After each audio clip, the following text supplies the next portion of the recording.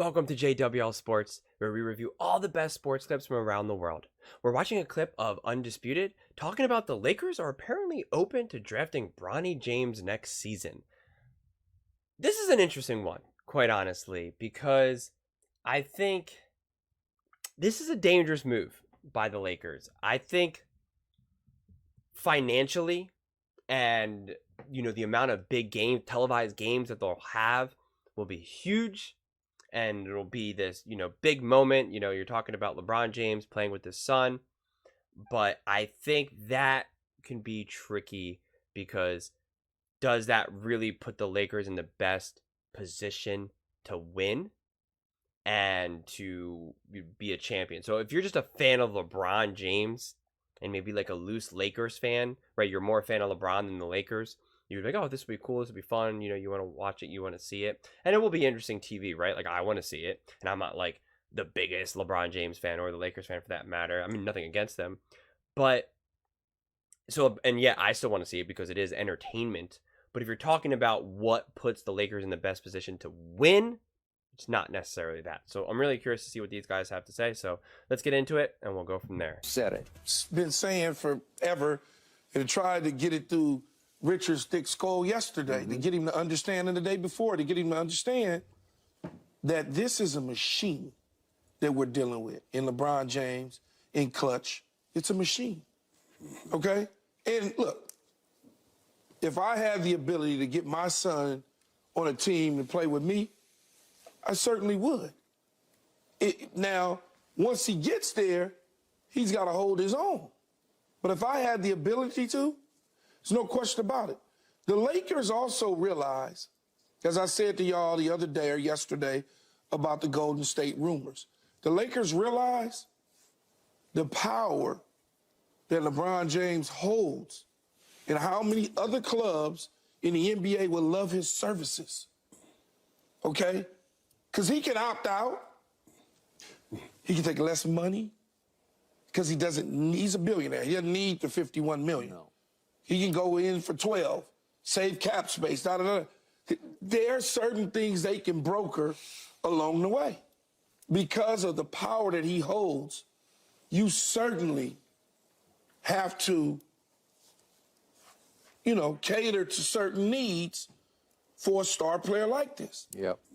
And so I see it happening with the Lakers or somebody else. Okay, but remember, Richard's point all week has been, well, Bronny's having enough trouble playing college basketball. No. College basketball means nothing at the pro level.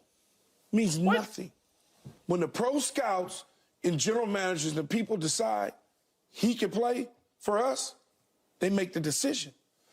How many college players have you seen go on to have great NBA careers with little to no production in college basketball? We see it all day long because it's just the college game.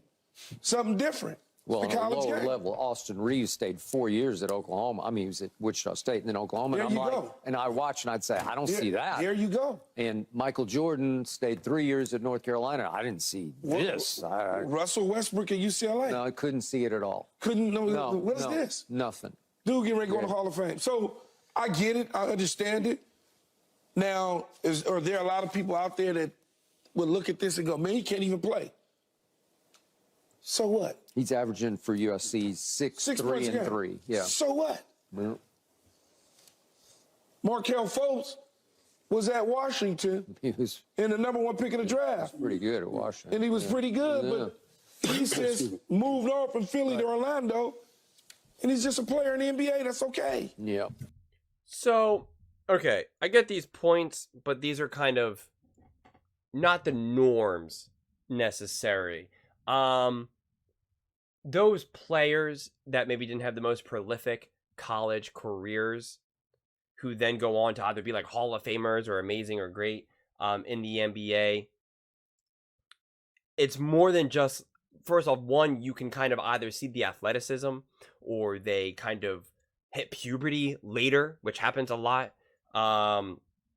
or they were part of smaller programs or part of bigger programs where they weren't in a position to succeed and to shine because of other players. Or it was just that they were just overall late bloomers and not so much necessarily like actual puberty, but just in their game development.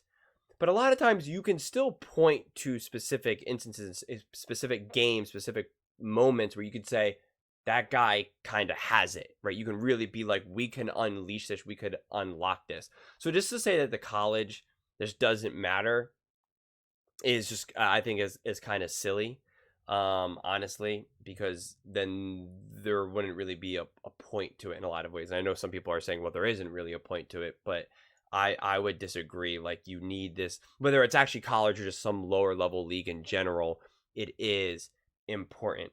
And I don't want to act like though that's the norm, where just like college is a free for all and you just have no idea what you're going to get, because that's just not really the reality. That's not how, when you have these first, second, and third picks, like, they typically are, we know that they are pretty darn good players. And again, a lot of it depends on where you get drafted. Just like we talk about in football, where a quarterback gets drafted ends up being so make or break for your career. It's the same thing in basketball, where a guy gets drafted. And a lot of times the people who are drafting at the top are teams that are not good and they haven't been good. And so no matter how good the player is, it's hard to like kind of unlock them.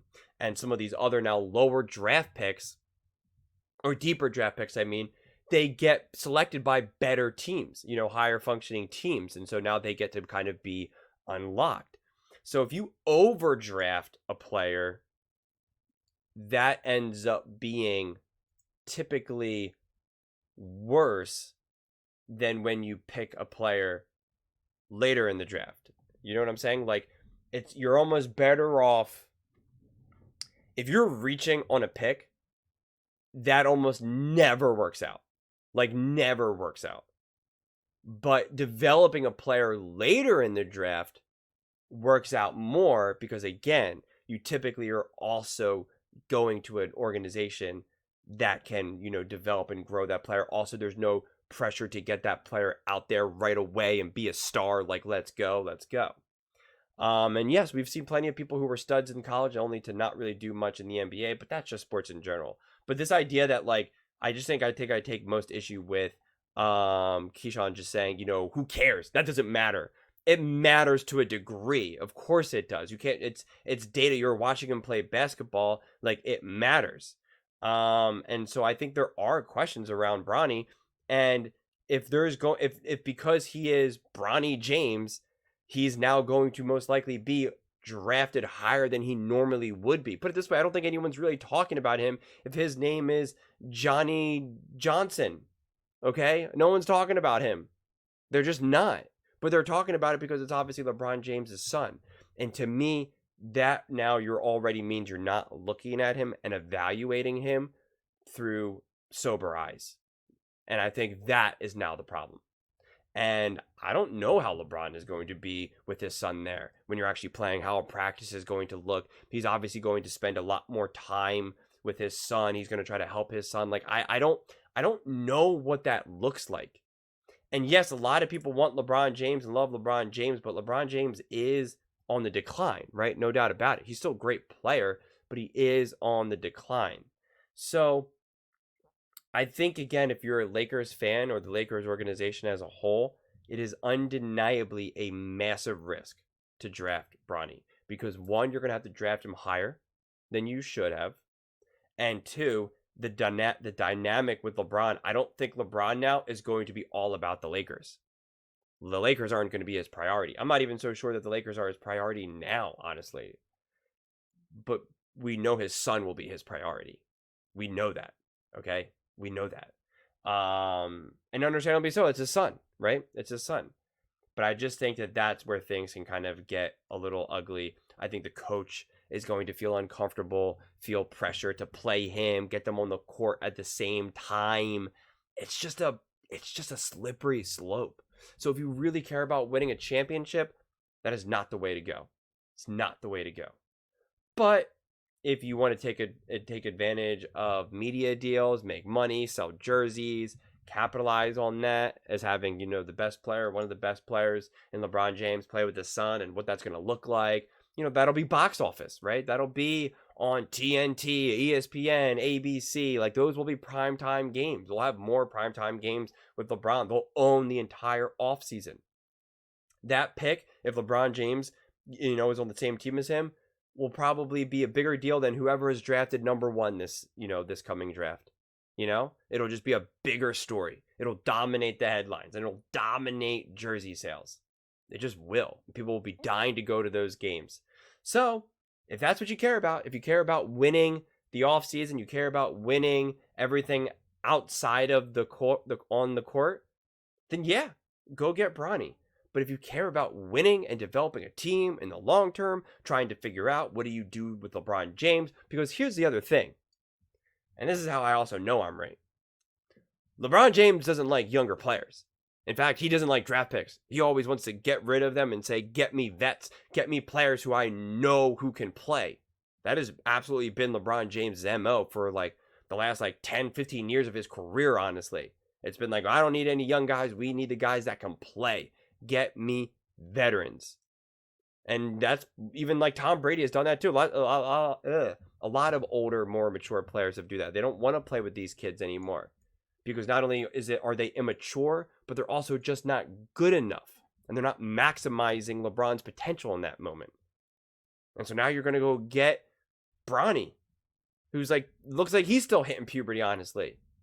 So, again, from a basketball perspective, it doesn't make the most amount of sense.